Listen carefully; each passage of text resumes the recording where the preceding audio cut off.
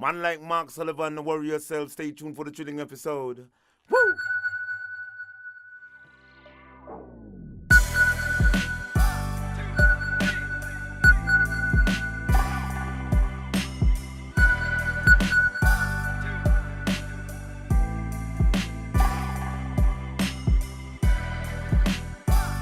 A positive mental attitude can clear away all obstacles which stand between you and your major purpose in life.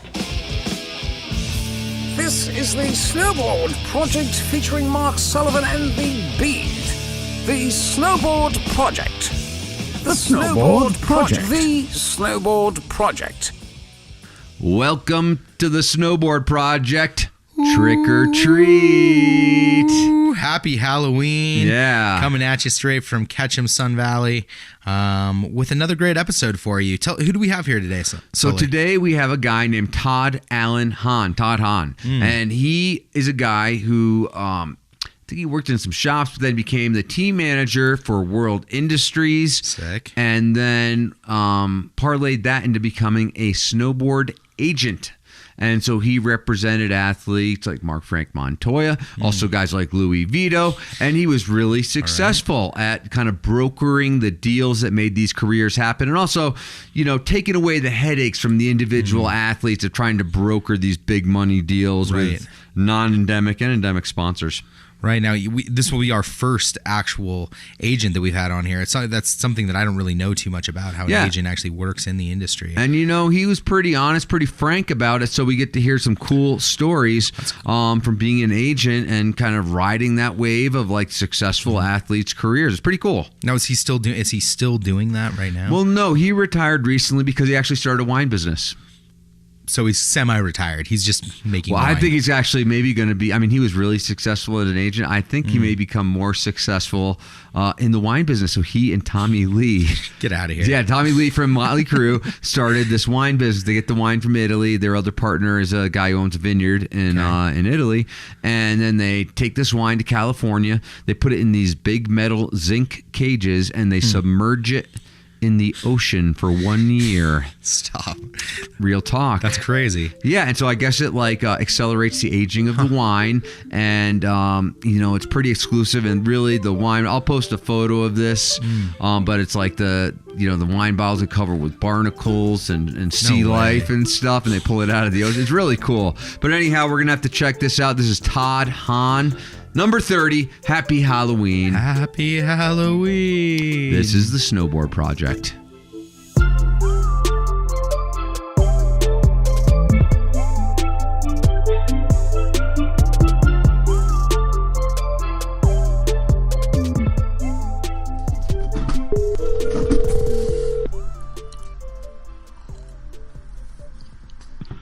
This is Todd.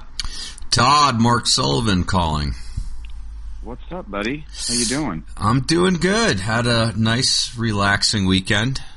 So, how was your weekend? It was good. Yeah, I had surfed. First time I've ever surfed blacks.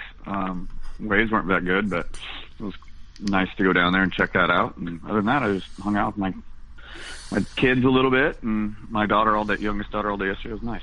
Cool. Beautiful out. Yeah, it's nice here in Idaho, I'll tell you that. I love the summer here. Oh, yeah. Yeah, but hey, let's kick this off.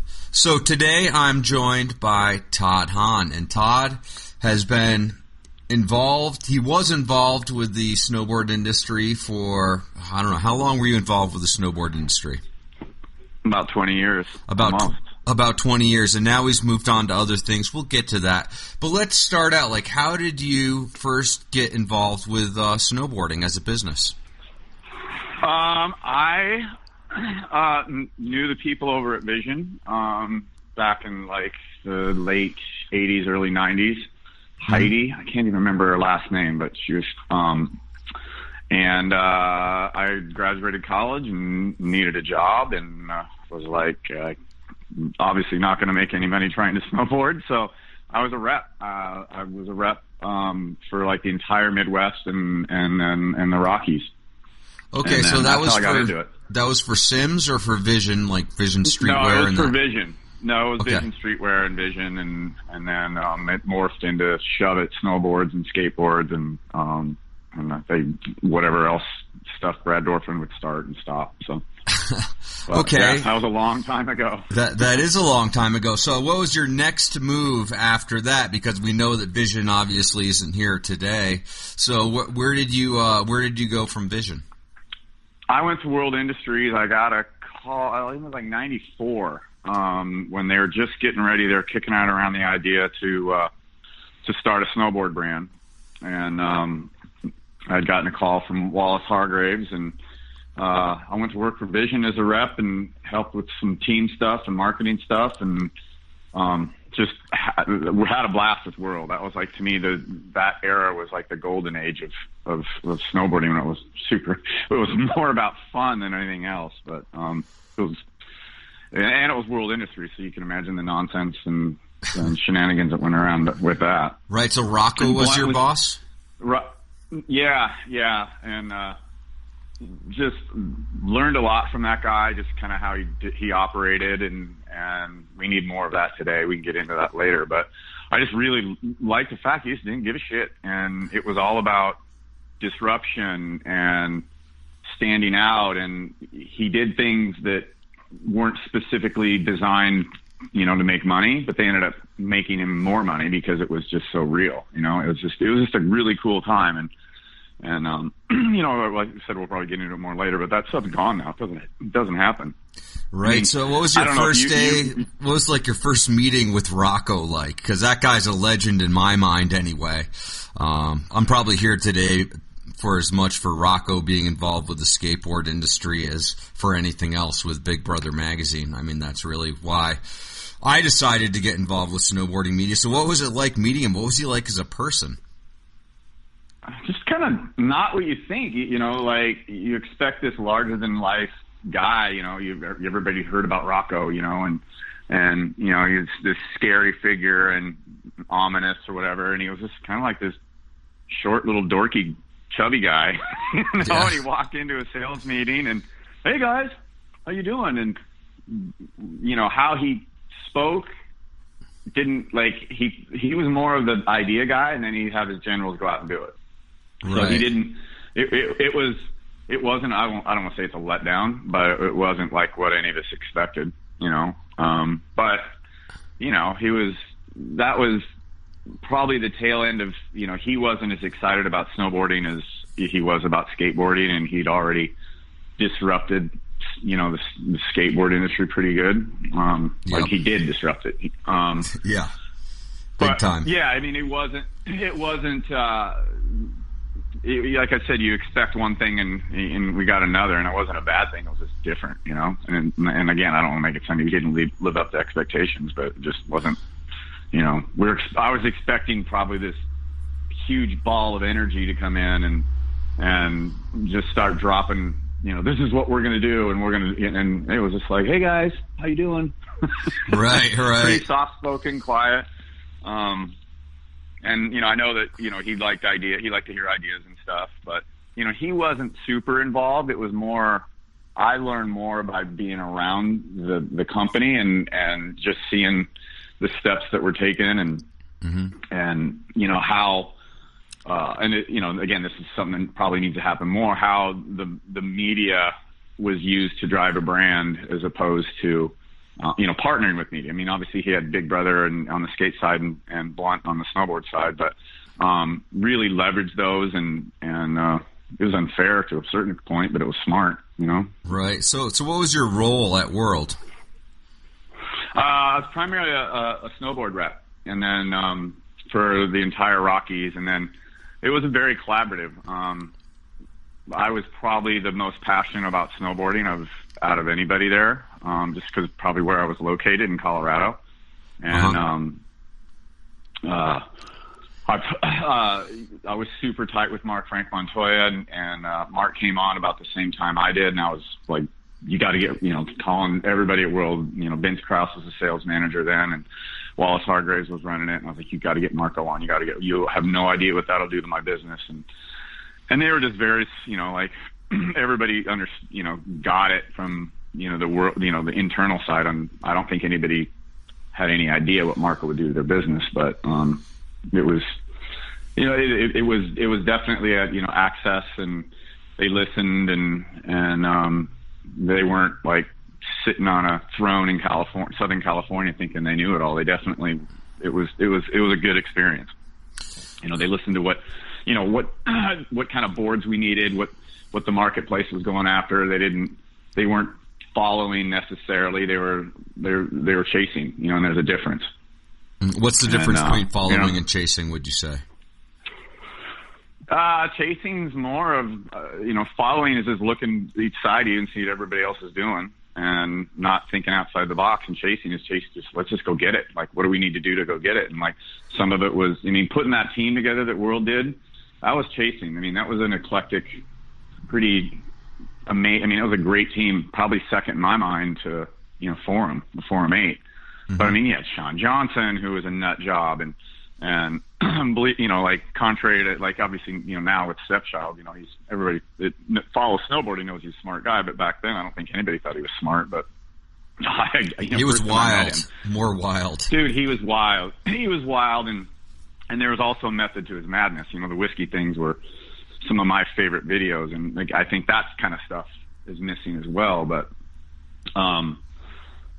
just like, it was Kurt Wastel and Brian Thien and Sluggo, and with Marco, and that was a really good team. And then the ads were pretty provocative, and we were most of the time the ads had nothing to do with snowboarding. It was just about it was random, and it worked, and it was funny. My favorite ad of all time is the Mark Frank ad when we went to a bunch of Kmart's for the little photo booths, and Mark took a bunch of pictures with women and little kids, and then the ad was like a Brady Bunch, 7 or 8 women there, and it says, with Mark with different kids and women, it says Mark Frank Montoya coming to a town to review, and had nothing to do with snowboarding, and then a tiny little World logo in the corner, and people freaked. I don't know if you remember that, Mark, but I do. Everybody was talking about it when I'd walk into shops, and right. There was no social media back then, but it was just stuff that it was fun, and you were buying into a lifestyle. It wasn't necessarily buying into a sport, and you either got it and loved it, or you hated it and you didn't understand it, and that was kind of what World Industries was back then. So was it good to be part of like a brand that kind of polarized people to either love it or hate it? Yeah, I think so. That really, I think it went along with my personality, it got people talking, and it wasn't, it was different, and it was thinking outside the box, and it had a big impression on me, and I kind of, I've tried to do some of that as much as you could, my later life as an agent, and it was a little harder, obviously, but no, it had a hell of an impression on me, and it was fun, and like I said, I kind of look at that as the golden age of snowboarding, when it was just, if there were rules, we didn't follow them. Was there like an expectation of you to be like this wild guy going into snowboard shops and breaking bottles over people's heads and stuff like that, or could you just kind of be yourself? That was me anyway. Yeah. So yeah, there was no. That's kind of why the everything gelled. And not only with the team, it was like the whole organization. Like, we walk into trade shows and we were like a gang. Like, we'd get hammered at dinner and break shit, and they'd throw us out, and then that would be to talk about the trade show. All those World guys are nuts, but that wasn't anything we, contrived. It was just, we were wild and a little nutty, and we liked to party and have fun and just didn't give a shit. Right, but that probably ultimately, because of the word of mouth, probably helped sales ultimately. Oh yeah, the stories that would come back from trade shows and just nights out on the town and stuff. Definitely, that was part of it. That was part of snowboarding back then too, and action sports, where it was a wild, wild west, and it attracted kind of that, like, no rules, and you're not going to tell me what to do, and I think that was a big reason why the sports blew up so fast, because it was almost like, banned. You know, like we just, you know. So tell me a wild story from one of those trade shows when the gang got together in Vegas. Tell me a wild story from there, or maybe the wildest story from you guys just destroying everything in your path. Oh God. Actually, it was Vegas stuff. It was hazy, but we stole a golf cart. Drove it into a pool. I won't say who supplied it, but there was, we got a bunch of, pizzas, and, the pizzas came, and it was, end of the day of a trade show, and we were drinking, beers, how the trade shows were back then. About 2:00, everybody started cracking beers. So being, half in the bag, go back to the hotel, and there's 10 pizzas, mushroom and pepperoni pizzas, and I ate like 6 of them. And then, and again, I'm not going to say the name. Like, the guy started laughing. He's like, "You're going to be tripping so hard." And, I was like, "Oh shit, really? You put mushrooms on here?" And he's like, "Yep." And so later that night, there was, I don't know how many of us, there was at least 7 or 8 of us. I ended up jumping into Treasure Island when the pirates thing was going on, and got arrested, and they never charged me, but that was the talk of the town for at least the next couple days. Right, I can imagine so. Those were some pretty wild times back then, but we all kind of grow up a little bit, at least with time, at least partially anyway. Partially, yeah. Yeah, so how did you make the transition from being this kind of, part of this wild organization, or one that kind of promoted just looseness as far as your behavior? You guys could pretty much do whatever you wanted. And then how did you get into becoming like a snowboarding agent or an action sports agent? Well, I start to really get to know the pros. And World was starting to expand a little bit outside of, they're looking at other sports. I mean, they gave Tommy Clowers and Jeff Tilton and Mike Sinkmars some money to put a World Industries logo on their motocross bikes. So I started getting to know some of the FMX guys. Obviously knew the skaters from the World side of things, and maybe that's where action, Duff Shoes then was action, and I got to know Kareem Campbell and the action team really well, and so I just got to know a lot of pros, and at that time the industry was just like really blowing up. I mean, it was a straight vertical growth, and the pros weren't making the money that I knew that was coming in, and I just started talking to some of them, and they'd become my friends. And specifically Marco was the first one I talked to about it. And I just said, "Man, you should be making a lot more money, and I'll renegotiate your contracts." And that's kind of how the idea started. And then I partnered with a couple of friends, Jimmy Button, who is a former top motocross racer, who had gotten, I don't know if you know about Jimmy, but Jimmy had a really bad injury and was paralyzed for a while. And he's super lucky to be, he walks and gets along really well right now, but he's definitely still not 100%. But, he had gotten his back kind of turned on him after he got injured. And, so he had a little bit of an axe to grind, and then another guy that was involved in golf sponsorship sales, and we looked to him to he could help bridge the gap between, corporate and the action sports industry. So we formed a company called Action Sports Management, and I believe it was late 99, early 2000, and we killed it. Like, it was basically the family back then, which was Astafin founded, and Cersei was working for him there. She still is. I think she came back. I know she did come back, but and Steve was he was the 800-pound gorilla, and then we kind of came in as that second alternative, and did a good job. And then we ended up, like, 3 years later, merging or being acquired by, which was the family at that time, but Wasserman, Casey Wasserman, had already come in and acquired Steve's business. And so, that's kind of how it happened quick. I mean, it was, 6 months into we were profitable, and a year we were making really good money, and the athletes were happy. And that was a fun time too, because it was like the birth, X Games just started to pop. Timing's everything, and the timing on that like I said, Steve got in. He was the first one to get in, and we were the second. So we had a nice run. So how does it work? Like, how does it actually work when you're an agent? What do you actually do for these athletes? It's from in this space, it's a lot different. You get into mainstream sports. There's a difference between an athlete and or athlete manager and then an agent. You're kind of all balled into one. You manage them. You handle all the PR. You're kind of a guy that only wears one guy that wears a bunch of hats.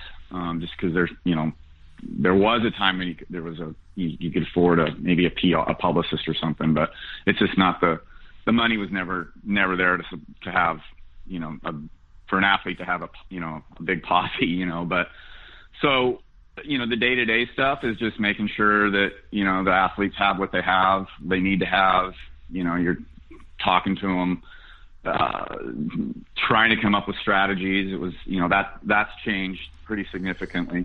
And then you negotiate their deals, and you find out, you get an idea what the marketplace is like, and you want to align your client with the best possible brand that fits their personality, and or vice versa. And then you just go out and you kick a lot of doors, and you get a lot of no's, and you get a lot of, I don't have any money, yeah. Or I don't have that kind of money.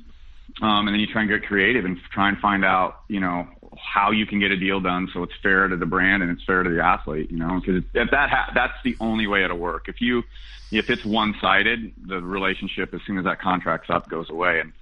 And that happened a lot especially in the corporate world. You'd get a deal and you'd hammer them pretty good, and they didn't have the right activation plan, and they wouldn't get the return on their investment, and then that contract would go up and they wouldn't even consider doing it. Or so I found out real early after doing a couple silly deals that you can't do that. You got to make sure that everything's kind of in place, especially on the corporate side of things, because you can have some missteps, and it's a bigger, more people see it. So if the ad or the activation or the marketing strategy just is straight up bad, everybody sees it, and it's hard to recover from that a little bit. And then it doesn't do the athlete any justice or the client any justice, and it doesn't do the brand any justice. So I think, and that's stuff that I learned, pretty quickly. It's sometimes you got to say no to deals, and unless they're absolutely right, even if it's, even if the money's good, because it's short-lived. And it can cost you money on other things on the backside of it too. So what's the biggest deal that you said no to?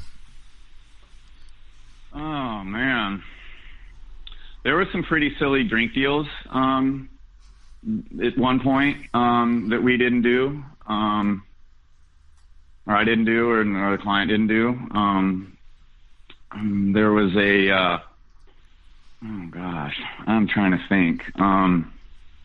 It's a good question. I should have wrote some of this stuff down. It's all right. No, it was there was some crazy stuff happening after with JJ when he won the bronze. And those three, the three guys were perfect. It was Ross was just a snowboarder and just the good old boy, and just always smiling and just the nicest guy in the world, and was kind of he was just Ross, right? Everybody loved Ross. And then you had Danny was,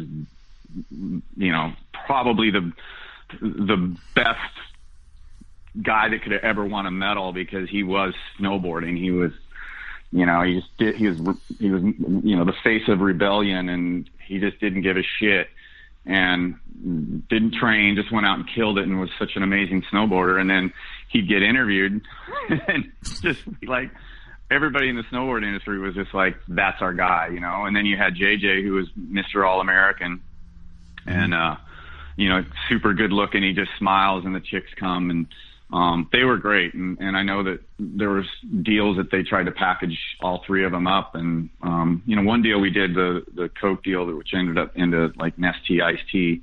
That was a pretty silly deal. But there was other ones that, I remember, it was tough too when we tried to get, 2-3 different agents to agree on stuff, and then you get kind of get the positioning. Oh, I want my guy to be this guy, and Ross won the gold, so he should get this. And so it was, there was definitely some no's that happened on that. And then, oh God, I'm trying to think. Mark Frank turned a bunch of stuff down early on, and they weren't like, 7-figure deals, but he turned down a really big Burton deal at one point. And because he was pissed off about them and Marco's got more integrity than probably anybody I'd ever worked with. It was, he was one of the first developers of that toe cap on the binding, and essentially,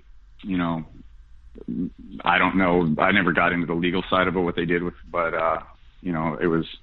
it was assumed that there was, I know he never got compensated for that at all, and they may have not filed the right patents and whatever, but I know he was pretty bitter about that. But that would have been good for his career to go to Burton instead of Sims at that point, and they would have, they needed somebody like him then, and I think they could have. So why did he shut it down? Because of the toe cap deal? Yeah, for the most part, and Marco's always been about, his gut, and his gut, he's like, I don't feel it, I mean, it wasn't like we were at the 11th hour and pulled the plug, but Renee Hansen was working with him then, and we were pretty close to coming to an agreement, and Mark just said, nope, not going to do it. And it was, like I said, it was a good deal, but that happened. Again, so, Marco. I'd say Marco's one of the smartest guys that I've met in snowboarding, as far as just being driven and having a head on his shoulders, as far as understanding more than just, say, like tricks or it's kind of the surface of marketing, the veneer of marketing that's presented to the world. It seems like he's really gone on to some pretty interesting things, and always been a smart guy. Exactly. He's super smart, and he's always known what he was doing, and it wasn't, but it's authentic. Like, it's not like he fabricated anything.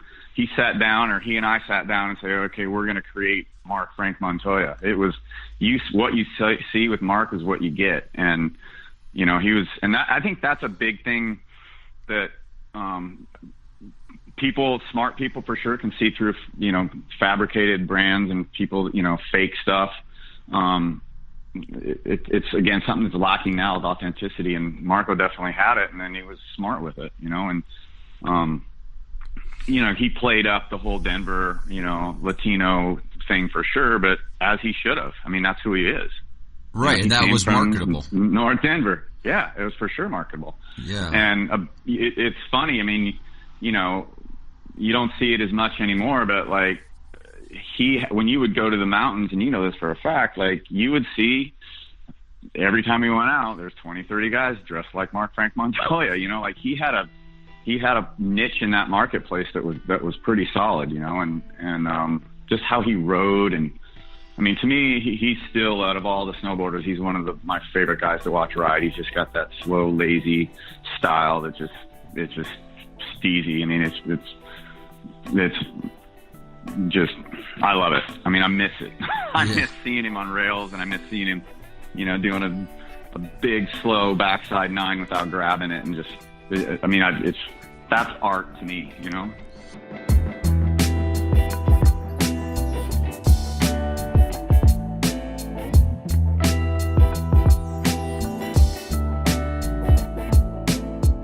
Hey folks, if you're tuning in to us still, please take a minute to go to Patreon. Wait. What? Is there like some question that they wouldn't still be tuning in? Well, if they're still listening, they can go to patreon.com/the Snowboard Project. But you're still staying still. Still. Like, they might have just even listened made to it the this first far. 5 minutes. Yeah, they might not have made it this far. So. Okay. But I just want, if you're still listening, okay, if you're listening, go to patreon.com/the Snowboard Project, and we're going to count on you guys to support an independent voice in snowboarding media. It's how we're going to keep this thing advertising free and have a voice that is not affected by the advertisers.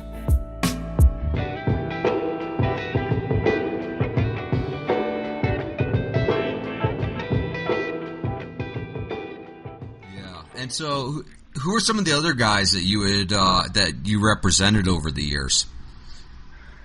In snowboarding, JJ, Bjorn Linus, Eric Linus, Kurt Westell,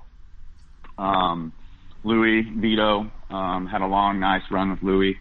Had a great run with JJ. Why am I having a brain fart? Skateboarding, Kane Gale, Kerry Getz, Chris Cole, did stuff with Kareem Campbell, did a couple deals with Stevie Williams way back in the day. God, I'm trying to think. Motocross, had Robbie Madison, Tommy Clowers, Jeff Tilton. So you were pretty busy. I was real busy. I mean, I had at one point, I think like 33 clients, which was insane. Was it lucrative? Was it lucrative to have 33 clients and lose a lot of sleep over that? Yeah, it was very lucrative. There was good. I mean, from early, it was almost like a flick switched with the Olympics, and then X Games was popping. I mean, it was a rocket ride. It was fun. We were making money and it was fun. And that's not the only reason it was fun. It was a different kind of fun from like the 90s, which was more of a loosey-goosey, just party. There was no rules. Being an agent, then I had to obviously be more professional and still had a lot of fun, but it wasn't to the extent of like the world days. But it was just fun. Like it was a different kind of fun. And professionally, I was learning a lot and growing, and that's always, I'm learning stuff today still, and the stuff I'm doing now. But yeah, it was super lucrative. Yeah, I can imagine. It's like let's see, you make a percentage of their contracts, and so if you have 10 super pros, that's more than being one super pro as far as being an agent. Yeah. I mean, there was a time I think I had 5 or 6 guys making 7 figures. I mean, it's a lot of money. Wow, that's crazy money. It must have been for an agent. Yeah. So what do you say to like the naysayers? There's people out there who naysay the agents and are like, oh, the agents are just using the athletes, or they're just, on a free ride or something like that. What do you have to say to those people? Oh, for sure. I got that a lot. And, especially, the different, I think with me, I came from a lot of the agents that were, after me. I mean, Steve obviously had a foundation in snowboarding from Colorado and the other side and stuff. And then Cersei for sure being a pro. But I came from the snowboarding and action sport and skateboarding, so it was a little bit of you traitor out of the gate when we formed, like people would be head scratching and like, what? You're an agent? What do you mean? These guys don't need agents, and I mean, there was a time when especially when ESPN would call the competitors athletes, people would like kind of, what? These guys aren't athletes. They're wasted at night before they compete, Right. There's no training going on. But yeah, I took a lot of heat, and it was always like, I've always been an athlete first guy. I mean, I always thought everything came from the athletes. And if the athletes weren't being taken care of. I don't want to go so far as saying they were getting ripped off, but they weren't getting what they deserved. And, let's just be honest, I wouldn't have had a career for as long as I did if there wasn't a need for it. Right.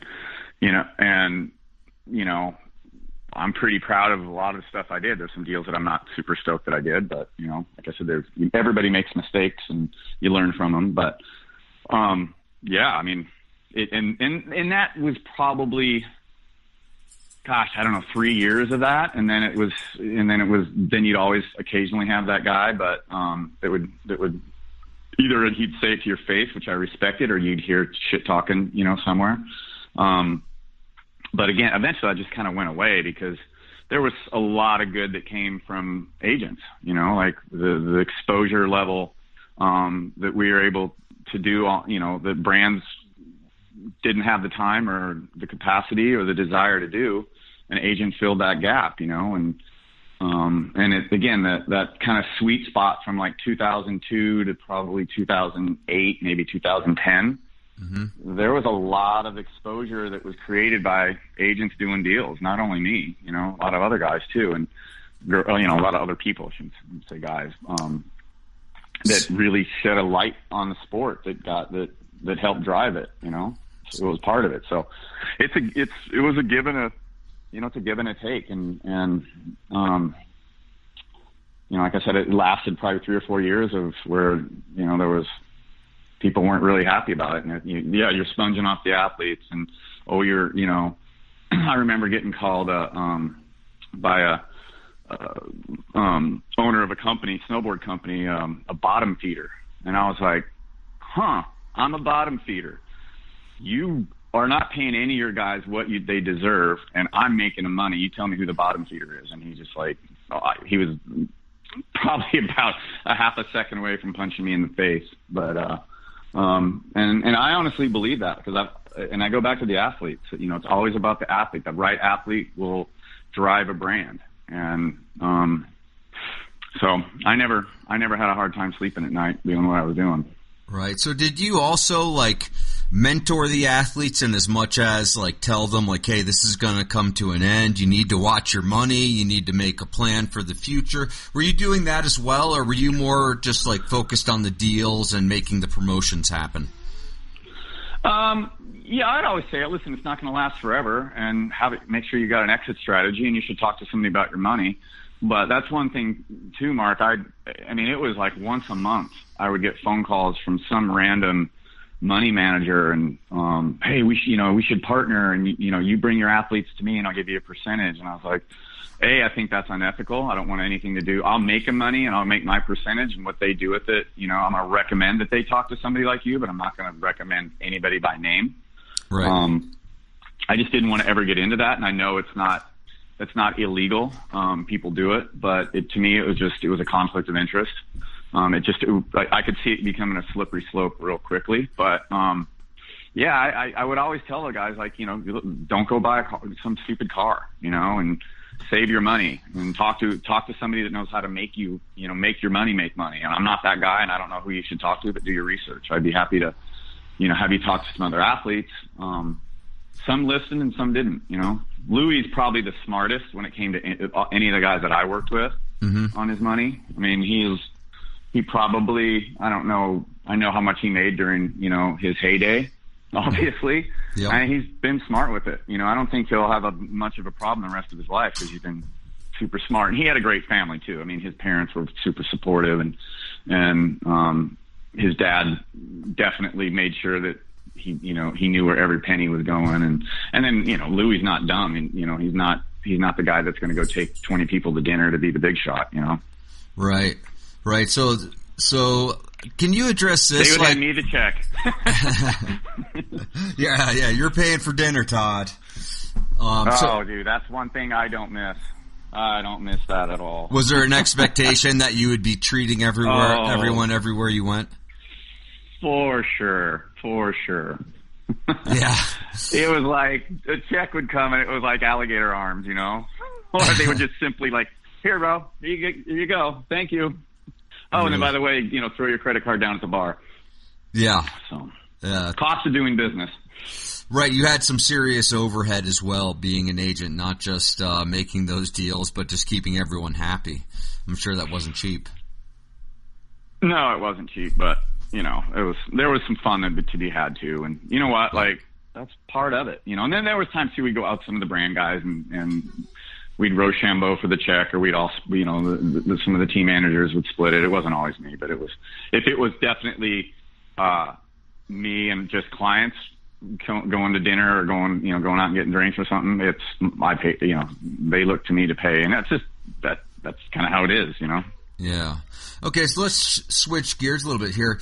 I have this idea that, like, there's a lot of people in the industry who have kind of been left at the wayside, kind of like disposable heroes, and like that some guys, like, once their contract ended, they faded very quickly. And there's other guys like, say, Marco, who've made like a career out of their name, their personality, their persona. Can you address that idea of like disposable heroes in action sports?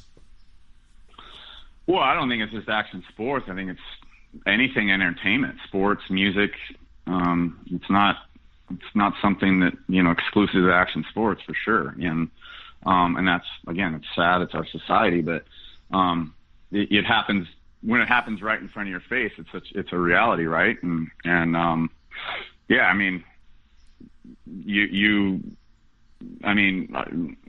is a prime example. Like, he had, got past his prime, and outside of a couple brands, everybody just kind of turned their back on him. And it's unfortunate. Business is from a business perspective, from a brand, I understand it, but there's no transitioning anymore. It's just like, all right, your contract's up. We had a good run. Bye. Thank you. Don't let the door hit you on the way out. It happens pretty much almost every guy except a handful, and unless things change and the brands do a better job working with and partnering with the athletes to create bigger personas. Like in mainstream sports, I will say this, like, the guys that are still making the most money outside of their sport are the rock stars, the legends of what they're doing. I mean, look at Shaq is still killing it. And I don't want to compare Shaq to any action sport guy, but, he's still super relevant. In snowboarding, I think Lib and Gnu probably take my hat off to those guys more than anybody else, because they still are taking care of guys that have been on their team since the 90s, It's so rare, and they're their own brand. I mean, they're awesome. I never got to do any deals with those guys, which was, kind of a bummer, because I just always respected that they didn't care. They marched to their own beat of their drummer and stuff, but I'm kind of getting off on that tangent now. But, I think for the most part, it is disposable. You're just and nobody's doing a really good job of creating that iconic snowboarder where he can kind of quit snowboarding competitively and then still be relevant. It used to be that way. So how would someone? It's not happening now. How would someone do that today in the light of, I would say that there's a pretty short lifespan based on the fact you're going to get injured at some point riding at the highest level in the sport, competition-wise or filming-wise. How would someone go about? What are the steps that, as an agent, you would recommend them taking to make their longevity, say, longer than 5 years or 7 years or whatever kind of lifespan of a pro athlete is? Well, I think you got to be diverse. I think what's happened in snowboarding now is you got your guy that's going to go out and film for a movie that 6 people are going to see, and they're kind of, which is unfortunate and another subject, but, or you got the competition kid. You don't have a lot of guys that are diverse that can do both. And I think that kind of goes at a bunch of different issues. But I think, if you've got a foundation that you can go out and ride powder, and you can go out and ride backcountry, and then you can go show up at a pipe contest and, consistently be in the top 5, at some point that top 5 is going to droop down to the, top 10, and then maybe making a final here and there, and maybe not, then you're done. Then you got something to fall back on, because you've got a reputation that you know how to ride, and you do. I mean, it's just jumping in the backcountry is not like, that takes crazy talent, and you just can't go from, riding a slope style course every day for 10 years or being in the pipe for 4 hours a day, going to be a hero in the backcountry. It's a different animal, and it's way different. And I think if more snowboarders would take that approach, I think when they are done competing, they've got something to fall back on, and then they're respected in that area. And again, it's super rare these days. I mean, Lego's trying to do it, and I don't know how much success he's having to do, but he's totally trying to do it. Yeah. But that guy's too different too. Like, he could write anything and be amazing at it, Yeah, and has been for years, really. He's like one of those natural abilities for sure. So, but and now, like, the media seems like the generation that created the Super Pros, the Terriers, the Mark Franks, the Jamie Lynns, it's like there were so many, it was so much harder to put a movie together that there were really only a handful of movies that got any airtime. And now it's like there's an edit every single day of the week that comes out, and there's, all of these media products that probably, splinter or fragment the audience up, where it's hard to actually get that critical momentum as an athlete to be seen, like, across the boards as one of the top guys. I think so. I think it's harder, but it can still be done, and it's not being done. And it's, in my opinion, it's laziness from the brand and the media side. It's just, I don't know why, and a big frustration I had, especially in the last couple of years, probably 3 or 4 years of, being on the agent side, was it was so hard to get anybody to even sit down and try and collaborate and, strengthen numbers and let's blow this person up, and collectively nobody wanted to do it. And I don't understand why. I mean, and I'll harken back to the early days of, when I was in the business. I mean, World Industries would sit down and go, okay, this month we're going to run a Mark Frank ad, and they would get on the phone with all of Mark's other sponsors, and everybody'd become the Mark Frank issue, and then they talk to the editor at the Snowboard magazines and say, listen, let's do an article on Marco, and it didn't always happen, but at least there was some strategy there, and it was, for a month, and it's a different time now, right? Like, that magazine would sit around on people's counters for a month, and so whoever that athlete was would just get beat in, just repetitively seeing it. But it doesn't happen now. I mean, like I said, I don't think it would have the same impact, but you can still do stuff like that. Brands can still do it with athletes, and they don't do it. Everybody relies on the athlete to basically be their marketing on their own with social media. And these guys they're not, for the most part, even if they're very social media savvy, it doesn't always need to be about snowboarding. And I think it needs to be more about lifestyle. And, what is your brand about? Everybody's making good snowboards, and everybody that's sponsored, from a very low salary to there's no high salaries anymore. But why is that? Why are there no high salaries anymore? I mean, there's still millions of people. They have the highest ratings ever for, like, the Olympics for snowboarding, and yet no one really gets paid like they did 10, 15 years ago. Well, case in point, Sean White was over at JJ's about a month ago, and I was talking to him, and he didn't get any deals. None. And I don't. Sean did? And no, not. He got, like, some speaking engagements and stuff, but he didn't get any corporate deals like he had in the past. What Red didn't get anything gnarly that I saw, and I'm good friends with Runke. Mm-hmm. The Mountain Dew leveraged the television ad, but he was already a Mountain Dew athlete. I don't know it doesn't seem like there's an appetite for it. And it's just bizarre to me. What Sean did at the Olympics was one of the top, like, that's all time, and that's an all time sports moment. That's hitting a grand slam at the bottom of the ninth, and you're down by 3, like, totally. That was gnarly. And, regardless of whether people in the industry, like Sean or not, I mean, there's definitely, for whatever reason, and I think Sean's a nice guy, really nice guy. I've never had a problem with Sean.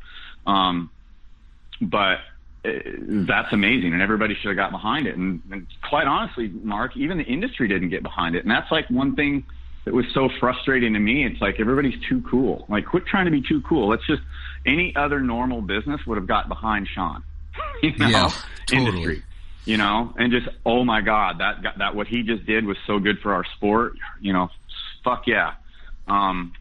didn't happen. You know, it was almost like, oh God, Sean won again. You know, that was kind of and I've got a different perspective because I've stepped out of it.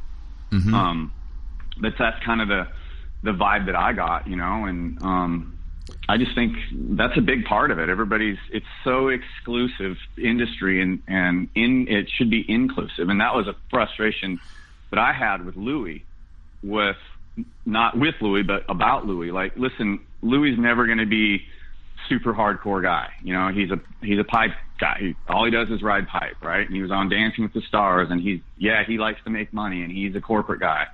But he was that face of where, and I talked a lot of industry about, you know, sponsors for him, and it was always usually like knee-jerk no because, oh, he's not cool enough, or blah, blah, blah. And I'm like, Louis is the perfect welcome wagon to the sport. Every mother and every grandmother in the country know who he is. Right. If you sell your product at Sports Authority or Dick's or Big Five, make him your POS. Put him on everything that you sell in that store, because guess what? He and Sean, the only two recognizable snowboarders outside of, you know, in that anybody that doesn't follow snowboarding know, he's your entree to get little Johnny buying a snowboard and getting into it, and then opens up the whole world of the sport. And it was just like, that was honestly, to this day, one of my biggest frustrations of nobody understood that, you know. And it's like, do you want to grow your business? Well, of course I do. Everybody says they do, but then when it would come down to actually making smart marketing decisions and business decisions to get to that point, nobody would do it. So everybody's so worried about being cool and core. Well, you have to have the cool and the core for sure, but then you have to have a way to grow your business, and Louis would have been a perfect avenue for that. So at what point and you know Louis super well. Oh yeah, Louis is an awesome guy. Great character, great guy, right? I definitely back Louis Vito.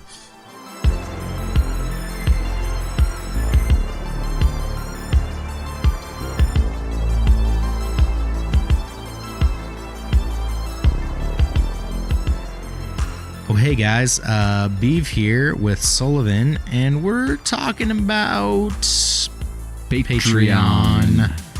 I know, it's one of those things that we gotta throw in there, but check this out.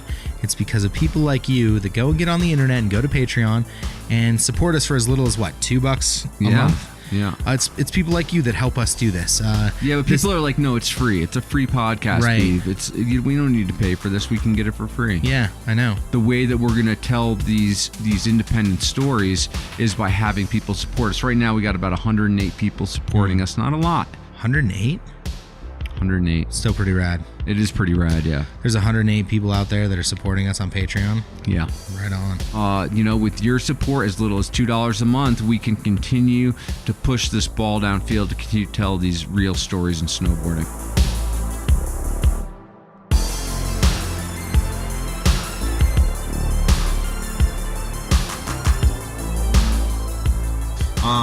At what point did the industry, I mean, you've been in the game, or you were in the game for a long, long time. At what point did the industry start caring more about being cool than having fun? Probably about the time it started blowing up, like, 2002, 2003. I mean, it was just, and there was the whole saying back then, core is poor, from my standpoint. I say it all the time, like, listen guys, being real core is poor. I don't know. I mean, I think it's laziness. I thought you look at brands that continue today to do really well, that sell to a lot of people, that reach a lot more mainstream audience, but are still true to themselves. Vans, Volcom, GNU and LibTech. Those guys, they pretty much, their distribution's pretty wide. I don't think there's anybody that has wider distribution than Vans, and they're still at their core. They haven't changed in 25 years. And I would always tell people that, like, know what your brand is. Like, you can keep the same messaging and stay on point, but expand your audience, sell more. And it was bizarre to me that it was just such an exclusive, not inclusive industry. And it's still that way. Surfing's that way too. So that I don't pretty know, much just- limits the actual upward growth of it, because I think we have seen a turn in the last 5 or 6 years where people get paid less and less. Hard goods sales, the growth of the sport has kind of waned a little bit, and you know, it's not the same kind of outlet it was in, like, say 2000 to 2010, where you could make a lifetime's worth of money being a professional athlete. Yeah, for sure. It's completely changed, you know, and you know, I think there's a lot more distractions now. It's not as easy, you know. But you know, it still could be done. It's just you got to be smart about it and to be strategic. And you know, one thing is the resort prices are killing people. You know. Yeah. I mean, to take a family snowboarding is to go to Mammoth, even if you live in Southern California for a weekend. Like, you're talking $3,000. You know, between your gas and your food and your lodging and your lift tickets, and if you don't have any of your own stuff, you got to rent it. I mean, that's a lot of money. And you know, I've talked to, you know, friends of mine that aren't involved in snowboarding or, you know, any action sport, any sport for that matter, and they're like, $3,000 to go to Mammoth for 4 days, or $3,000 to go to Hawaii for 4 days. I'm going to Hawaii. You know, like, that's a problem. You know, and the resorts it doesn't seem to be affecting their business at this point, but at some point it will, won't it? You know? Well, yeah. I mean, I think it has started to. You know, I think there is an effect. So, I mean, I don't have the data is close to, you know, the last numbers I've seen on that kind of stuff were years ago, but it's like you said, I believe you, it's going down. And I think too, there's brands, you know, the top brands should sit down with the owners. There's 3 big owners of resorts now, have some planning meetings. How do we get, you know, you buy a, you know, boot, board, and binding package, you get 10 days of X resort, you know, and encourage stuff like that. Because you and I talked about this at one point. Those lifts are rolling even if no butts are in the seats. Get more butts in the seats. So if you were to play God for resorts, for the ski and snowboard industry, let's say, or the snowboard industry in particular, what would you do to kind of turn around this this kind of stagnation, we'll call it, in terms of the industry's growth? I would definitely create some partnerships that encourage buying, like, partner, you know, resorts. If you buy if you buy a brand new snowboard, you get 2 days at, you know, let's say Vail Resorts. If you buy, you know, and escalate the package, you buy boot, board, and binding, you get 10 days. I think that would help. I think the whole cost of the sport needs to come down. I think they've got to do, everybody's got to do a better job of creating heroes. Because at the end of the day, the right athletes are going to get kids excited to want to go out and snowboard. And there's those kids there's nobody right now that exists that's doing that. And that's tough because you got to find the right athlete, that can, not only snowboard like a badass, but has the personality and the charisma to sell that. I mean, that's I know those kids exist. It's not like, you know, and they just went away. Yeah. I think it's a combination of all that stuff, you know.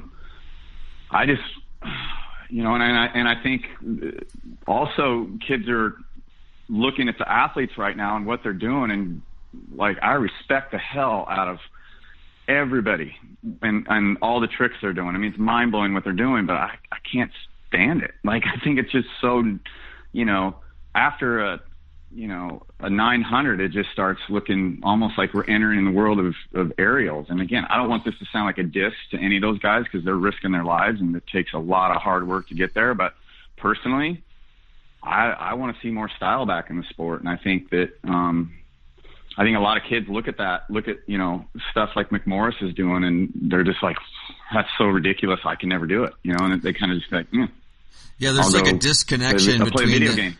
There's a disconnection between the cutting edge of the sport as far as tricks and riding goes and what people actually is the reality of them going to a resort and doing. You know, it's like, you're never going to do a triple 14. No one, I mean, how many people, like, 100 people in the next 10 years will do a triple 14, you know? And so how does that relate to the average snowboarder? you know? Yeah, I 100%. And I think you're seeing that in skateboarding for sure too. Like, it's just getting, those guys are so good, and the progression has gotten, you know, who would have thought it would have progressed like that? You know, it's just amazing what they're doing. But I think that progressions cost a lot of style, and it's gotten to a point where it's like, oh, well, that's rad, and then on to the next. I'm gonna go, you know, just, I think a big thing, you know, again, and I can only speak from myself, is I was always I would see a video thing, and I would like, I know I can do that, or I can come pretty damn close to doing that trick, you know? So it would get me energized to go out and ride. Now I look at, you know, any contest and just like, I suck. You know? Yeah. And it's just, I think there's a big, a lot has to be said about being able to look at somebody and be influenced and then and inspired. And I think a lot of those kids are like, I'm never going to be that good, so I'm not even going to try, you know? Yeah. So let's say maybe I'm wrong on that. I don't know. Well, I think there's definitely some truth to that, you know.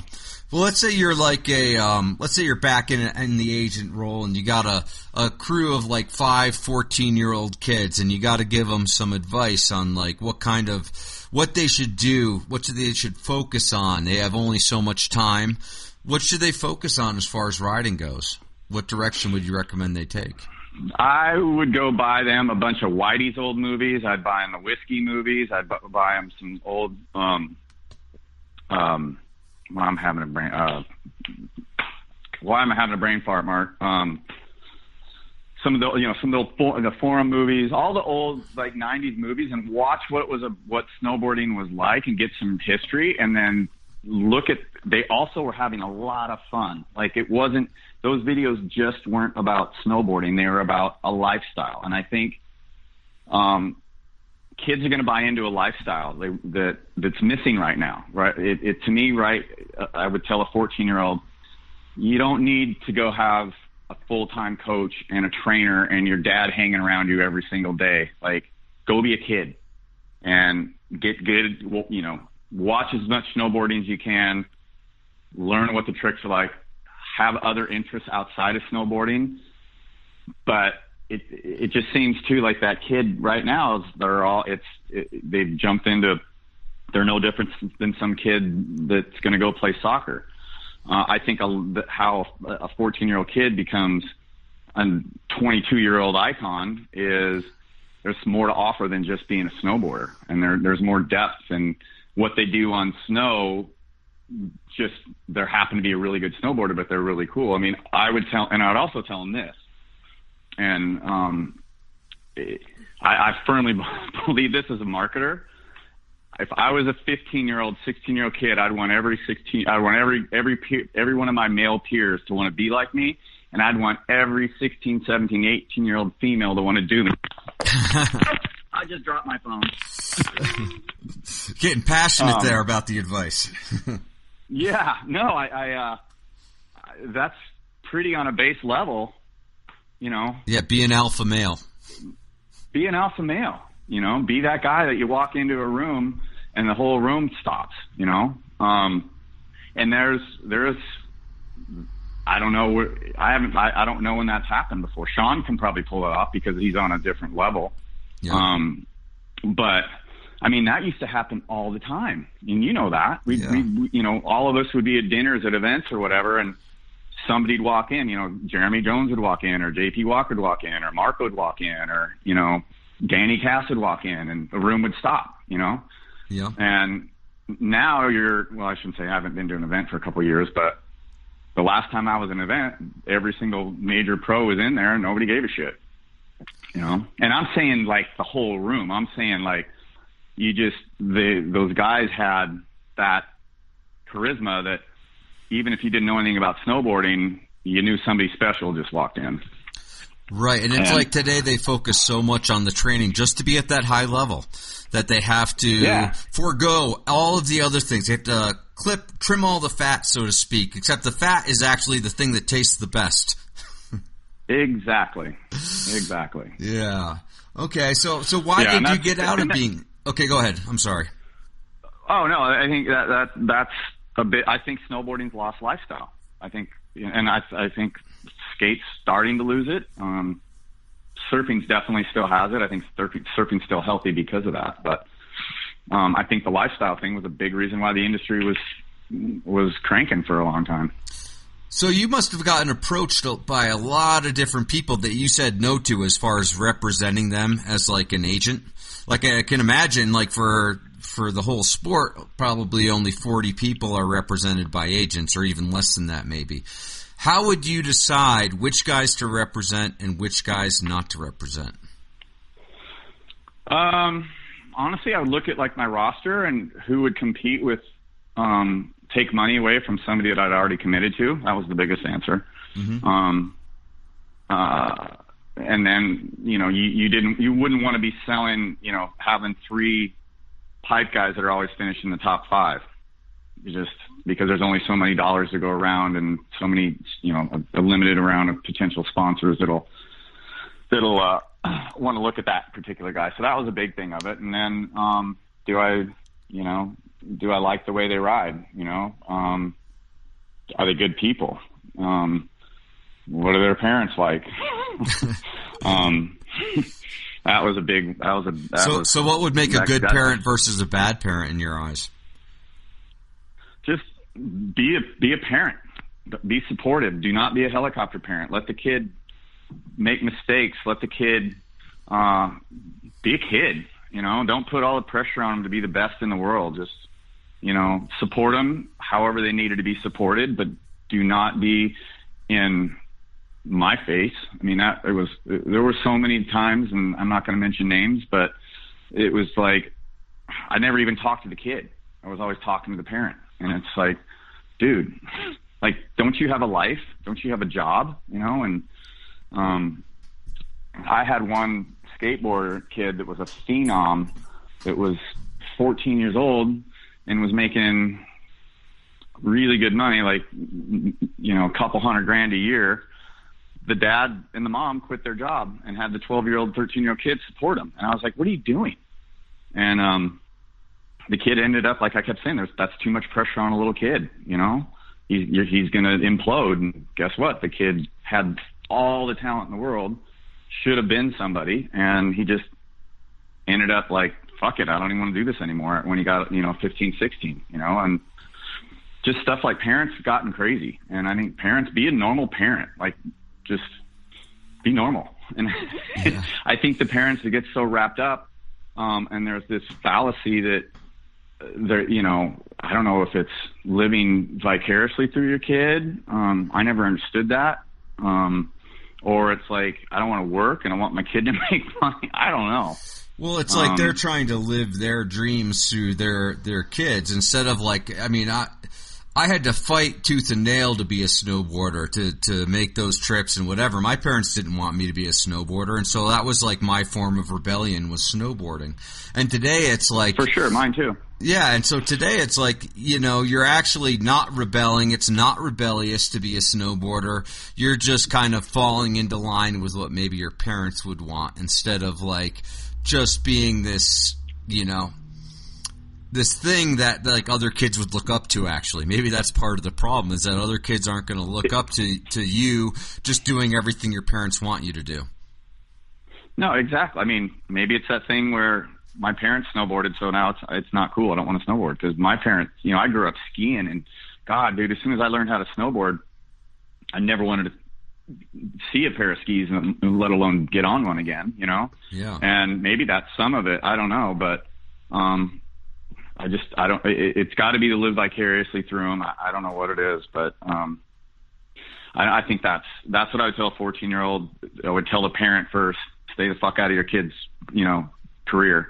Let me handle the career. Just be supportive. Show there, be at the bottom of the, if they're competing, be at bottom at the gate and cheer them on, and don't be, and just be a normal parent, There's a lot of normal parents out there still, but there's an increasingly amount of batshit crazy parents.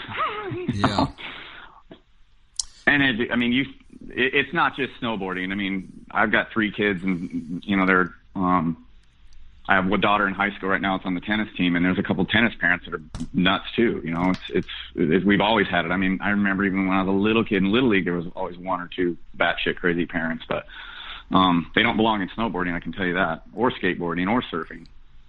It's a rebellion. I mean, it's an independent sport, and that's what attracted me to it. I didn't want a coach telling me what to do, and I didn't want, you know, I raced BMX in high school. That was one reason I raced BMX. I got tired of a football coach telling me, well, I was 5'7" and 135 pounds. I wasn't going very far in that sport, but I didn't like the coach telling me what to do, you know, and I liked the fact that I was attracted to an independent sport where I was the only one solely responsible for my success. And I think with, you know, all these sports, there's a bit of rebellion that was, for lack of a better word, sexy. And there's no rebellion in snowboarding right now. And I harken back to why when you said 14-year-old kid, go watch a whiskey video. Yeah. Like that was Rebellion 101. Go, you know, too bad there's not a lot of Big Brother and Blunt magazines laying around, because those things were awesome, you know. And dude, half of those articles in those magazines had nothing to do with the sports. It was just ridiculousness, you know. Yeah, just having fun. It was about having fun and being an adolescent, and you know what you're doing is probably naughty, but nobody's really going to get hurt, and you know, it was just, I don't know. That's what, back to the whole thing, that's what I would tell a 14-year-old. Yeah, there's very long-winded answer there, buddy. Sorry. No, that's quite all right. There's no malicious intent, though, with like any of that stuff. They weren't really trying to hurt people, maybe themselves a little bit, but really they were just like figuring out growing up on their own, and not like doing what society would tell you would be right. You know, it was just like, we're going to figure this out for ourselves, and if we fall and if we break something, well, I guess we're not going to do it next time. And now it's like the stakes are so high in terms of like, if you're going to do a triple 14, you're probably going to get hurt trying to learn it, and you have to be so stretched out and worked out to get to that point that it's like you don't have time to be that rebellious youth anymore. Maybe.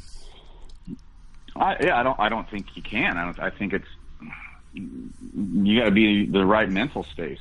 You know, there was no mental space. There wasn't anybody, and I sound like probably this old bitter guy, but there was nobody seriously like. Do you ever think Danny Cass was like seriously mentally preparing himself to drop in on the pipe? I hardly doubt it. Maybe I'm wrong. I know I never talked to Danny about it. I never did work with Danny, but loved the kid. But I highly doubt he was just like, I'm going to drop in, you know? Yeah. JJ started doing that when he started getting success. He told me like and it's helped him mentally, you know, now being a coach. Mm-hmm. But JJ's more of a psychologist than he is a coach. You know, he's awesome, by the way. You should have him on your podcast. He's awesome. He's got a great perspective on the, he's a perfect example of a really good way to transition of being a competitive athlete into having a career, and obviously been very successful at it. But, I think mentally, dude, you got to be there now. And before it was just like, put my bodies on, I'm strapping in. Right. I think this is what I'm going to do, you know? And it was just a little more, and again, different time, more freedom, and it was more just a different time, you know? But I miss that. I really do. I miss that where, it wasn't all so freaking serious, you know? And even when I was seriously in the agent thing, it's like, I would always tell them, dude, just go have fun, because it's going to show when you're writing. And, you know, you can tell when people aren't having fun anymore. There's subtleties, and you know it better than me. You've seen way more snowboarding than I have, and you can tell when somebody's not into it anymore. Yeah. Did you ever have to put anyone out to pasture? Did you ever be like, okay, maybe you should start winding this down because they weren't having fun? With people. Yeah. Yeah, I've had conversations, you know, but, you know, sometimes people listen to me and sometimes they didn't. But, you know, one thing, if you ever talk to anybody that I worked with, I was always pretty honest with them, and sometimes it wasn't something they wanted to hear. And that's a conversation I don't care who it is, they don't want to hear it. Right. Now, that's a hard conversation to start, you know. It is. And it's, how do you tell somebody that, you know, everything you've worked, like, you're not as good as what you used to be. Like, it sucks. Yeah. You know? So how did you get out of agenting? Agenting. How did you get out of that field? I was, it wasn't like a flick switched or whatever. It was a slow burn. Mm-hmm. I think the 2014 Russia Olympics was probably that's what set the wick on fire. But cause it was just so disappointing. The whole thing was like, not even know how Louis didn't qualify after he was supposedly a shoe-in, and I honestly felt like shit for that kid. I mean, he was the most marketed athlete out of anyone on the whole U.S. Olympic team, and you know this, and he didn't qualify. You know, I saw him in like an airline magazine. You know, he had a full page in an airline magazine as like an upcoming Olympian.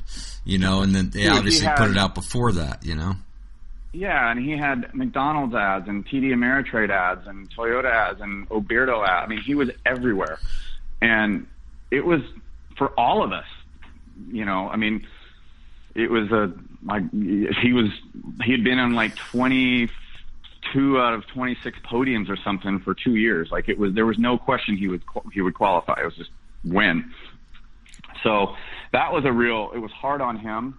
I bet. It was hard on me to see him go through that, and then it was, you know, I ate a lot of crow with the brands, you know, and agencies and stuff. Like, I mean, I sold him. I mean, I was just like, this kid is for, you know, there's no question you've got a shoe in, you know, like, yeah. I basically guaranteed him making the Olympic team. So I had a lot of backpedaling to do and some credibility issues at that point. And listen, I will tell, and I told them all, and I would tell anybody to this day, like, if I had to do it again, I would, based upon how he was riding.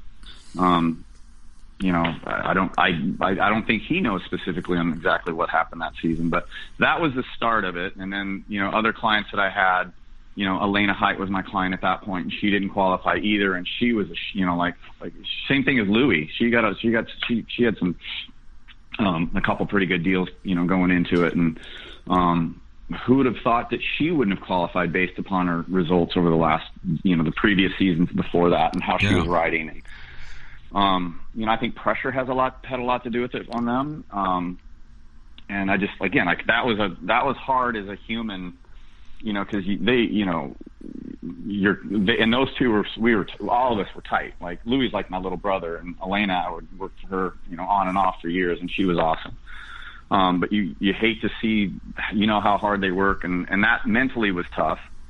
Do you take any ownership of that based on the pressure that you put on them, based on selling so many wicked deals? Like, that put a lot of pressure when you get like all these deals put together. You got to be kind of internalizing that to some degree. Oh yeah, for sure. I felt maybe not so much. There was a lot of pressure on Elena. There was a lot of pressure on her just for multiple reasons, but more Louis, because it was, you know, that's all we talked about, you know, like, he should have in my mind, and not being a homer, and you've known me long enough, if somebody doesn't perform well, I'll say he didn't perform well. He should have medaled in Vancouver. He should have got a bronze. Mm-hmm. But that, from that day on, like, that was the sole goal that he had, and everything was about that, you know, qualifying for Sochi. And so 4 years of everything he did, and then, you know, the marketing efforts and stuff I did, was all built upon making him as much, you know, do my job, make him as much money, and get as much exposure for him as possible going into it. Because my whole feeling, and it's still this way with the Olympics, I told Runke this, and Runke worked for me for about 2 years, and I just said, everything is about leading up to it. You can't do anything other than, you got to win before you get there, and then whatever happens. And that was my whole philosophy with really Louis and Elena. But, you know, Louis is just different. You know, we don't want to get into the men's versus women's sports, because that's a whole other conversation. But with him, he was, you know, Sean was out of the price tag. Most people weren't, if you wanted to get an endorsement from Sean, I'm guessing that was a 7-figure deal. Louis was not significantly less than that, but he was easier to, for a brand to swallow, the money that we were asking for. Still, they were big deals, but, so that's what we did. We really focused on winning before we got there. And yeah, man, I'm sure I put a lot of pressure on him, and by just the immensity of those, everybody knew who he was. He was on a freaking McDonald's cups and bags all over the country, and that's a lot of pressure. And I don't care. He's a pretty mentally strong kid, but there's, I feel some responsibility for that for sure. Yeah, that's a tough one. Yeah. So would I do it again? Yeah, I would handle it differently.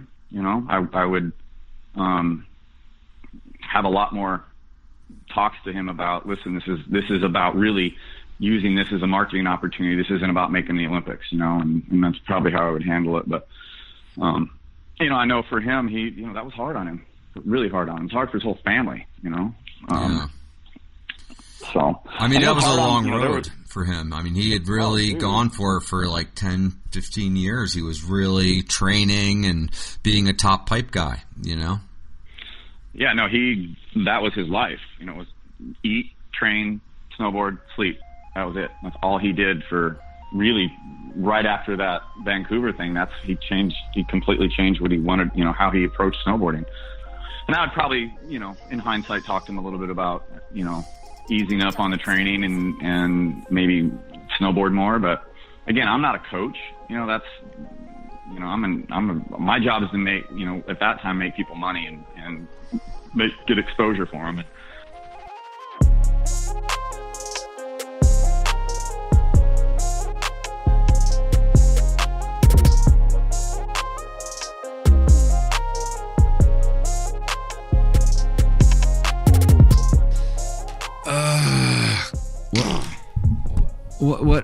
What's going on over there, Beeve? I'm just angry. Why are you so angry? I'm just an angry snowboarder. Oh, come on, Beeve. You're not that angry. We should have called up Kinger and have him cheer you up. Or better yet, we should just look at our Patreon page and see if anyone is supporting us this month. Yeah, no, let's get stoked on snowboarding, right? Yeah, I'm actually stoked all the time. Let's get stoked all the time. On snowboarding. Yeah. And you know how we're going to do that? By not being angry. No, we're going to do it by telling the real stories of snowboarding and not having advertisers influencing us. And so normally, like in magazines and like social media, there's advertisers, people like Burton or LibTech or whatever. Right. But like part of the message then that you're conveying is their message. And you're kind of like carrying the water for these brands. And so we don't have to carry the water for anyone. I'll carry your water, I guess, Beef. You already did earlier today. Yeah, well, you're welcome. Yeah, no problem. So go to patreon.com/The Snowboard Project. We have different levels. They're outlined there on our Patreon page. Please support this independent voice in snowboarding media.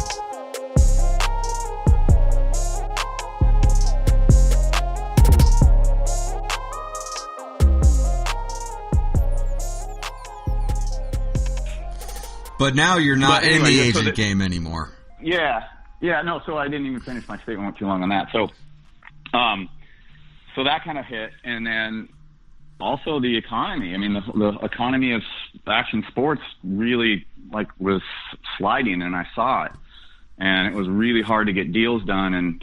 And I was looking at, in order to hit numbers, because I was with I had sold my company, so I was financially responsible for hitting certain numbers to the guy that acquired my business. And I was looking at going, my God, I'm gonna have to just sign 10 more athletes in order to hit this. And you can't, when you have that many athletes, you're not doing a good job. You're transactional at that point. And I never liked to be the transactional agent. I always wanted to be more of I looked more being like a brand, help these athletes build their brands. And I was just like, God, I don't know how I'm going to make money. So then I'm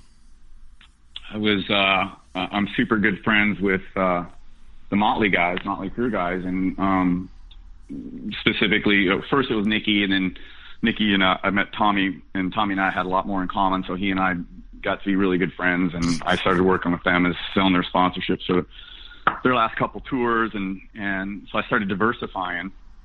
And then I went and worked with a female golfer, which you want to talk about a fish out of water, dude. Me in the golf industry was oil and water. It was funny. I mean, how long did that last? I had no idea what it was. I worked with her for about a year and a half. Mm-hmm. Her name was Paige Sporanic. She was, and to make matters worse, is she wasn't quote unquote, and this isn't a diss on her. She wasn't a real golfer. She was trying to get in the LPGA, and she was an Instagram sensation. She's a super attractive girl. She's got a great personality, and so how she made money was just blowing her up on Instagram and getting sponsors based upon the exposure she was getting. But I still had to deal with the golf industry, and I'd go to golf tournaments, and I wore a pair of khaki pants, and I almost knifed myself. I was like, what the fuck? But it started getting to a point. I wasn't into it anymore, and Louis was, he was my main guy, and we definitely saw the twilight there. And did I want to kind of go back and, like I said earlier, I want to deal with those 14-year-old kids and everything that's comes with that. And you can put up with a lot of shit if you're making money, and the money was shrinking. Motley was going away, at their end of their tour, and so it's kind of like the writing on the wall. And I'm the kind of person, if I'm not into it, I'm not going to be successful at it. And I lost the fire for it. And I got to a point I didn't even want to snowboard anymore because I was just bitter. And I just, the agency, the guy that acquired us, bought an NFL agency and a baseball agency. And, we weren't the shiny object anymore. So it became clear that was going to be a struggle. So we just shut the thing down. And, I was doing some consulting, and then I kind of stumbled into this wine thing, which I told you a little bit about. Yeah, tell our listeners about that, because that is really interesting, I have to say. Okay, so there is this. I'll just kind of take a step back. A really good friend of mine that lives in Santa Barbara, who's actually married to Zach Leach. So snowboarding. Mm-hmm. Bree. Yeah, totally.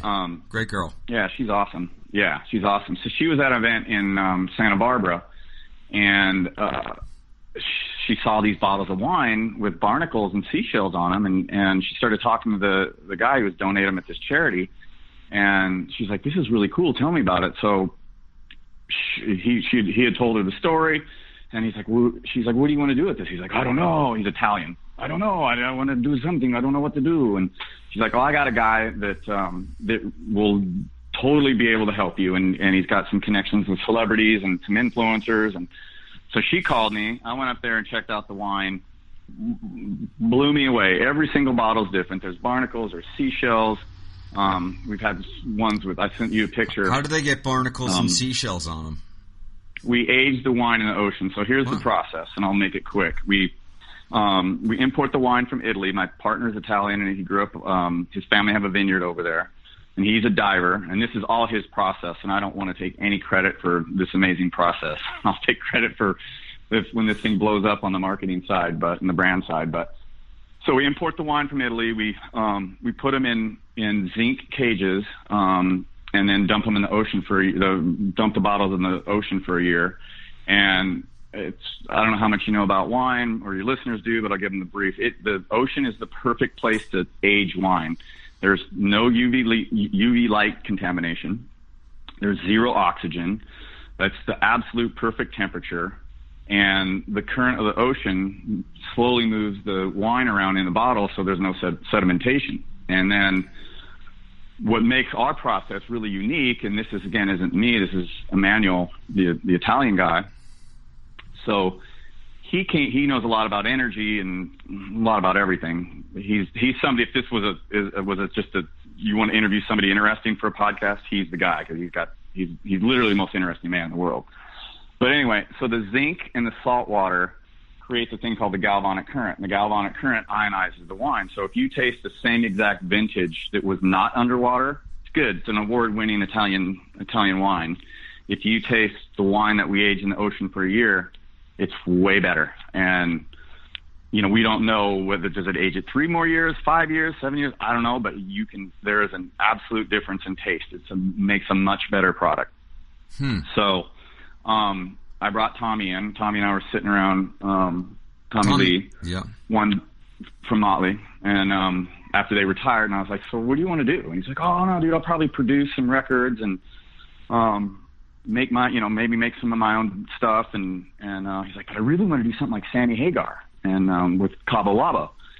And I was like, all right, well, if something pops, I'll let you know. So as soon as I saw this wine, I'm like, picked up the phone. I'm like, dude, you are going to shit your pants when you see this. This thing is amazing. And then he had the same reaction I had. Everybody that sees the wine and then the first knee jerk after they hear about it and it's just a novelty, and then they taste it and they're like, oh god, this is like really good. I'm like, yeah, like the process, there's the barnacles and the seashells and the whatever sea life that's on these, that's just a bonus. Like you're drinking $300-400 bottle of wine, and then you get this bottle that nobody in the world has. And so we are in the process of getting that baby launched. We had our first round of seed money, and honestly, for the last 16-18 months, all I've been doing is kind of laying the foundation for the brand, getting the trademarks. And we have a lease, ocean lease, about a mile and a half the coast off of Santa Barbara. And yeah, just trying to get the right investors in and the right partners. So it's been really challenging. I've learned a hell of a lot, and but I'm never. This feels like snowboarding did to me in 1993. I'm like, right. I talk about it and I just get this big shit-eating grin on my face, and people see it and they want to know about it, and it's just cool. But the funny thing is it's the Motley relationship came from my relationship with World Industries back in the 90s with, Nikki Sixx, and that relationship stuck for years. And so everything I've ever kind of done, it's founded in snowboarding. And so it's, I want your listeners, they've probably heard a lot going, what a bitter fucking old guy. But, it just, I love it, and I want to get to a point where I really love it again. And I think stepping out of it now, I'm getting to a point where I'm feeling like I want to go snowboard again. So, cause I was bummed for a couple years. But yeah, I'm so grateful for everything, the career I had and the memories, and pretty proud of, most of the stuff, a lot of the stuff I did. There's definitely a handful of things where if I could take it back, I would take it back and do differently. But I think that's all of us, right? Yeah, I don't think that there's really a set path you have ahead of time. It's it's going to be organic, it's going to change, and you really can't expect. If I had asked you 3 years ago if you'd be in the alcohol industry, you'd be like, "What? I'm representing athletes," or whatever. 5 years ago, you'd be like, "Hey, we got Louis going to the Olympics next," and so you just never know where life is going to take you. But yet, it seems like you've been able to carry your ability to create relationships and have a good time and really make that something that you've been able to utilize through your whole career. And so that's something that really came from this from snowboarding as a youth, maybe. Yeah, no, for sure. And you talked about Rocco back in the day. What we want to do with this wine, I want to do with what Rocco did with skateboarding and snowboarding. I kind of want to do with his wine. I want to be disruptive. I want to we've got some plans that we're going to do things way differently, and it's a luxurious, it's a expensive. It's not cheap to get a hold of these bottles of wine, so we're not going to be running around like Boozy the Clown, but we're going to do some disruptive things that nobody's ever done before. But I'm kind of taking that think outside the box behavior and channeling that into the wine, and I guess, yeah, I mean, I'm so lucky I found snowboarding and fell in love with it, because who knows, I don't know what I'd be doing, man. I really don't. Yeah. So, okay, final question. Is there anything, now that you have all this perspective, is there anything you'd do differently in hindsight? Yeah, I think, honestly, I probably would have checked my ego a long time ago and stuck around with Wasserman. I think I just, that was still a little bit of my rebel punk rock fuck you thing. Like Steve was awesome. He was great to work for, but I never liked having a boss. And then, in hindsight, it would have probably been better for, and I did great for my athletes, don't get me wrong, but I think the opportunities probably would have been even better with them. And, they're the 800-pound gorilla and they still, Steve does it right. He, I can't ever say, anything bad, about him. He when you're going to do a deal with Steve, you're probably going to take it in the shorts because he always gets a better deal, but that's his job, but I think out of anything looking back, it probably would have been a wise decision to stay there. And instead of having to have my own company, which for whatever reason was important to me at that point, just stick there and, be, number 2 or number 3 there, and probably would have been an easier, financially, there's a lot of I didn't mention on this thing, there's been a lot of roller coasters, like either doing really, really well or Jesus, where am I going to find, money to pay my mortgage next month and my child support. So that's probably it, but everything turned out all right. But there was a couple deals that I wouldn't have done. I definitely wouldn't have done the Barbasol deal for Louis. I think he would probably agree with me. That was a low point. That was the worst television ad I've ever seen in my life. I'll have to look that one up. I don't know if I've seen that. I don't watch a lot of TV. I just opened up a can of worms. All your listeners are going to go YouTube that shit. It's freaking. He did hook up with the girl. I don't know to what extent, but the girl in the commercial was very, very cute. She was a beautiful girl, and I think he went out with her a few times. So maybe he probably doesn't regret it as much as me. But I was just like, what have I done? He wasn't shaving his back, was he? No. It was just, dude, you want to look, it's just cheese. It's just awful. I mean, there wasn't the only redeeming factor of it was the hot chick in there. Right. Everything else, it was just, I wanted to go under a rock when that thing hit. It was. After you signed these deals, it was up to the creative agency to handle the way the image was held. Did you have any say over, kind of how that was portrayed? I gave input, but it didn't matter, and I found that out really early on. And then another regret was, I was Joe Simpson's partner for a while, Jessica's dad, Jessica Simpson, and that was a big mistake on my part. And we did a TV show called The X Life, which I was proud of 2, maybe 3 episodes of that, and then the rest of it was just.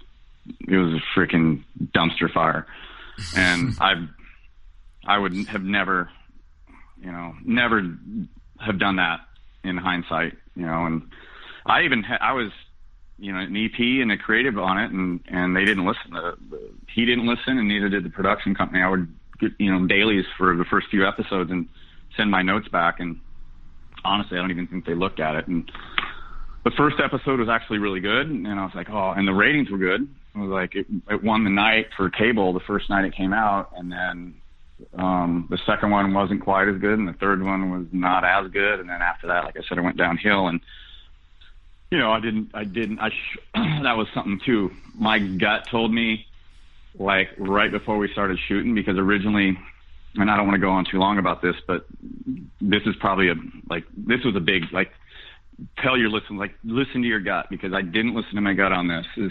So originally the cast was going to be Mark Frank and his then fiance, Madi, now his wife, Jeremy Stenberg and his wife, Susie, Twitch, Pierre-Luc Gagnon and his living girlfriend, Denise, and then Corey Anastasio and his wife. Or I guess fiance then, or girlfriend, because I guess they got engaged on the show. And it was called X. And I totally ripped the idea off. I basically let's do an action sports version of the Real Wives, because all those women have were great, you know. And then they've got, you know, these nutty, you know, like I don't know how many of your listeners know Twitch or Corey, but they're handfuls and they're funny and they've got their lives are just, I was assuming, knowing then their lives would be pretty fucking funny watching on TV. And then, but originally it was about their wives and just how kind of ridiculous their life was, you know? Yep. And then it turned into, instead of, it was going to be called the Ex-Wives, which you and I both know where the X was coming, and that was painful too, because that's outside of skiing, extreme is like two things I hate. I hate them. Sorry, skiers.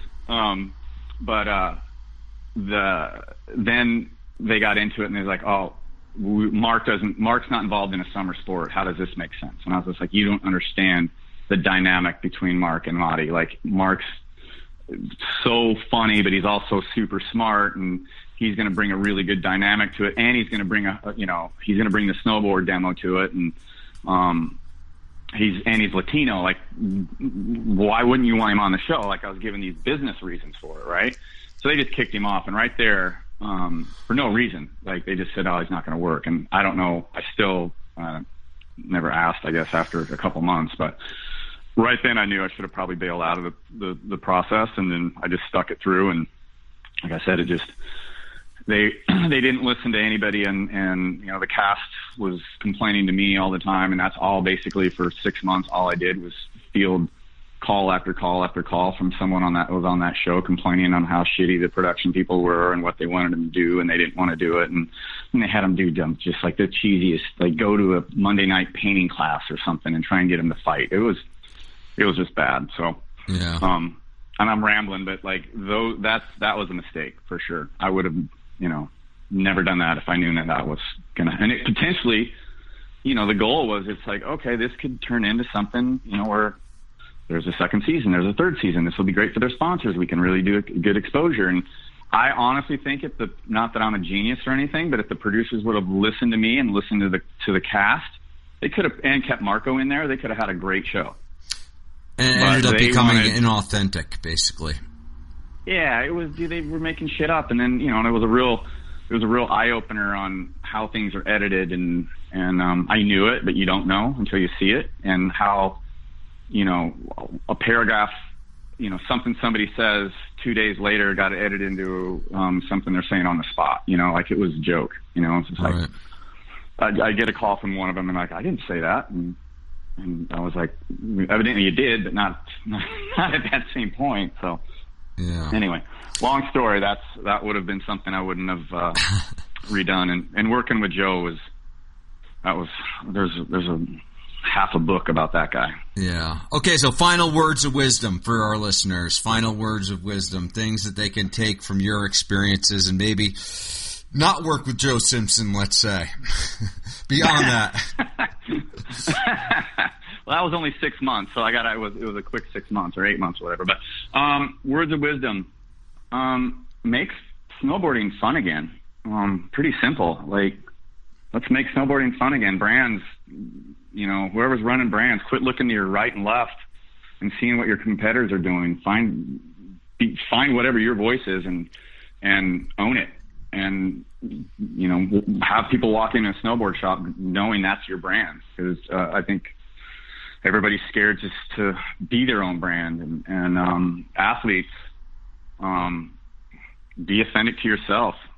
Try and figure out, look to the past and get some perspective, and then interject it today. And brands and athletes work together on creating content that represents what that athlete is and what that brand is, and make some exciting content again. I mean, you know, just the consistent feed of snowboard porn is obviously not working. Yeah. So, you know, I'd really like to see the return of some iconic athletes, and I know they're out there. And, you know, brands spend the money to develop it, and don't rely just on the athlete's Instagram feed to be your only marketing platform. Come up, sit down, and actually think of a strategy that is going to sell product and going to elevate you and the athlete at the same time. So cool.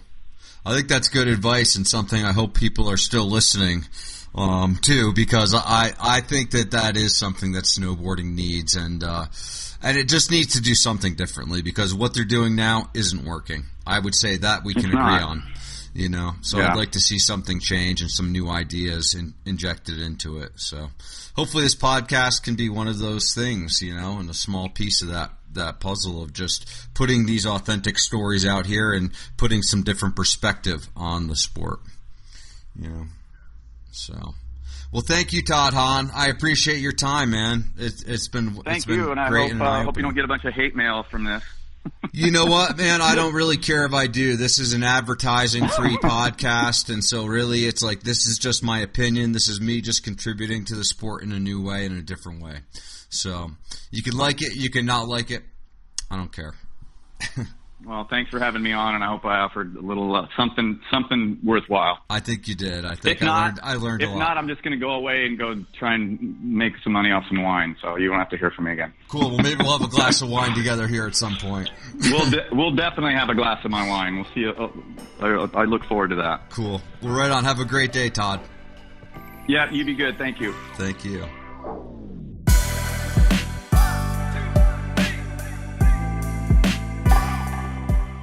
On behalf of Mark Sullivan and the Beeve, thanks for listening to the Snowboard Project. Remember, ride fast, take chances, dream big, and take action. And for God's sake, don't be a... Don't forget to support advertising-free snowboarding media at patreon.com. The Snowboard Project. The Snowboard Project. The Snowboard Project.